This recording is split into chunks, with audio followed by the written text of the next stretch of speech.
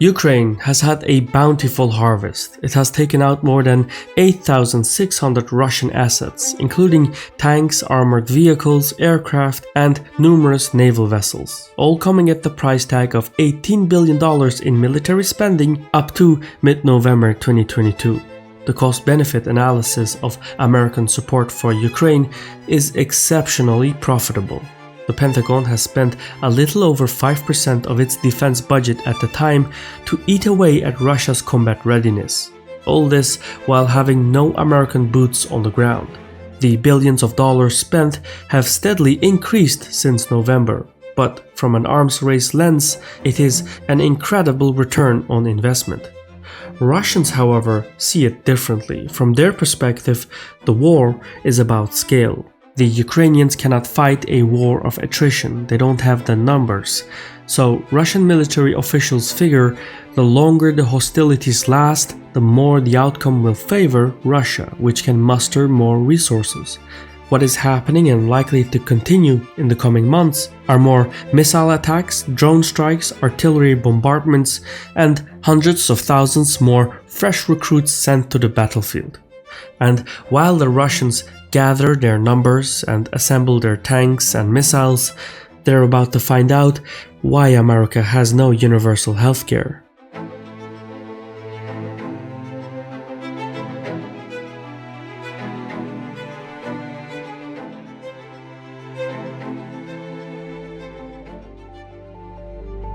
Conflicts like Ukraine seem distant, but the effects on the global economy have been devastating. Following the invasion, gas prices in Europe jumped by 275%, and in the US, a gallon of gas reached as high as $5. These prices hurt not only consumers but businesses too. Only 2.6% of the companies in the S&P 500 expect their earnings to be positive this quarter. Morgan Stanley warns of a death zone in the market, indicating a possible 26% collapse by June. That's why I and thousands of my subscribers are using a platform that specializes in an asset class whose price outpaced the S&P 500 by 131% over the last 26 years. Blue Chip Art. Masterworks is the platform I use, the sponsor of today's video. Now, I've invested with and talked about Masterworks for over a year, and Masterworks' results have only improved with time. 11 exits now, with each returning a profit to users like you. With over $28 million paid out to investors, there's now a waitlist to join. But I've been a partner and investor for so long, they're giving you guys priority access right now. Just click the link below. After considering all the setbacks and the casualties, after giving the whole armed conflict careful, meticulous thought, Russia has decided to make things worse. As many as 500,000 fresh conscripts are currently being trained and equipped for another go at Kiev in the summer. Russia is also mass-producing weapons beyond the Urals, likely loitering munitions, cruise missiles, and hypersonic systems. Upon completion, Russia's new offensive could see movement from either Donbass in the east, Kherson in the south, or even Belarus in the north. That seems like complete madness, but it's the madness that fits Russia's strategy thus far. And while Ukraine is better prepared than ever, 500,000 soldiers, regardless of how ill-equipped and trained, is a lot to defend against. Ukraine is now in a race against time. It needs to get more weapons, tanks, artillery, and a lot more ammunition before Russia's major offensive. Ukraine could be lost if the necessary weapons are not gathered in time. America has since stepped up its support. The exact amount of aid given by the United States is difficult to determine. Aid has come in the form of multiple programs, loans, and military assistance packages. However, from January 2022 to January 2023, the United States sent more than $76 billion in aid to Ukraine. 61% of that sum was earmarked for defense. For America, the war in Ukraine has become a proxy conflict with Russia, a conflict that can be fought without any American casualties, while also giving NATO a renewed mandate. It may be difficult to comprehend, but the $76 billion aid package is low in grand strategic terms. It certainly is many times lower than the costs of the Afghan or Iraqi conflicts. As far as proxy conflicts go, Ukraine is a bargain. But the Ukrainians can only continue the fight so long as the Americans keep sending financial and material aid. This is not to take away from Ukrainian tactics and strategy, but foreign aid has given Ukraine the means to sustain its operations, giving it an edge in intelligence, technology, and communications. Russia's loss of manpower and weapons and the fact that the Russians already pay an increasingly higher share of their GDP to fight in Ukraine is a win for the United States. Russia has lost so much that its combat readiness will not pose a danger to Europe in the near future, all at the cost of $18 billion in military spending up to mid-November 2022. These billions of dollars matter, and they come at the expense of alternative civilian programs, but the US economy currently stands at $25 trillion. And for as long as the Ukrainians keep eating away at Russian military capabilities, those billions of dollars are worth it in grand strategic terms.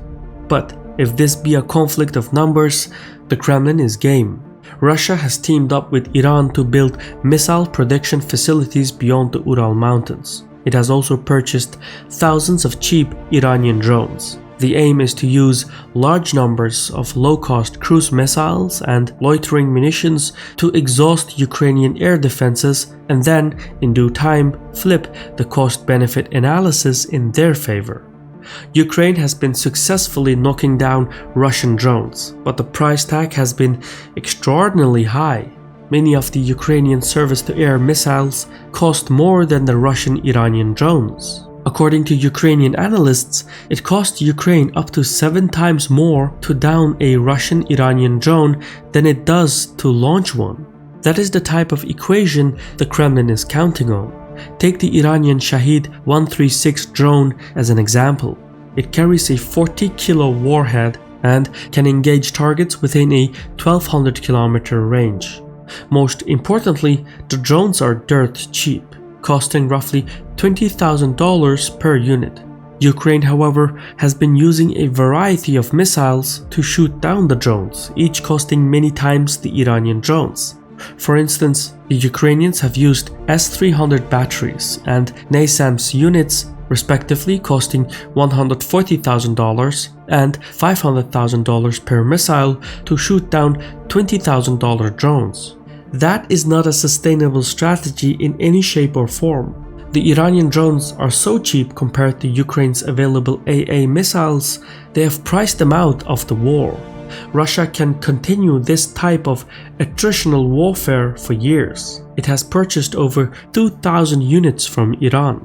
Now Russia is raising the bar even further by building a secret weapon, a weapon unlike any other in history. It doesn't have a name yet, but Russia's Ministry of Digital Development is working on a centralized database for military commissions. It will be a system that cross-references data from the Ministry of Internal Affairs, the Ministry of Education and Science, the Federal Tax Service, the National Guard, the Pension Fund, and the Central Election Commission. Somewhere by 2024-2025, the new system will be ready at the cost of billions of rubles.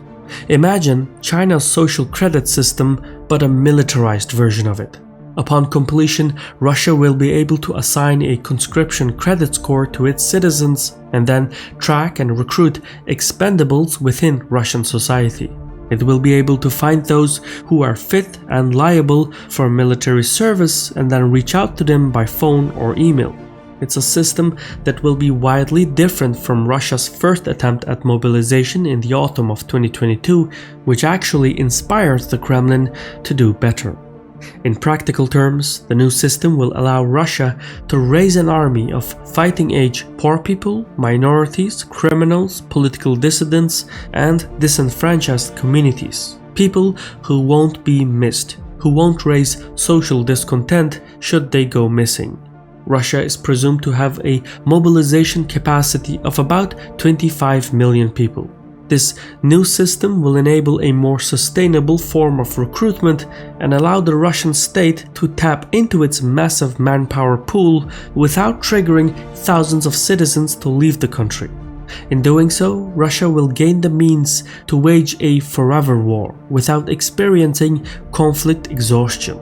It's the perfect weapon, and it amplifies Russia's primary strength, manpower. Now, from a grand strategic angle, both America and Russia believe that whoever can muster more resources and hold out the longest will win in Ukraine. It's just that both sides are deciphering the cost-benefit analysis differently. Washington looks at things from a monetary perspective, while Moscow looks at things from a manpower perspective. But regardless, sometimes conflicts don't end in clear-cut settlements.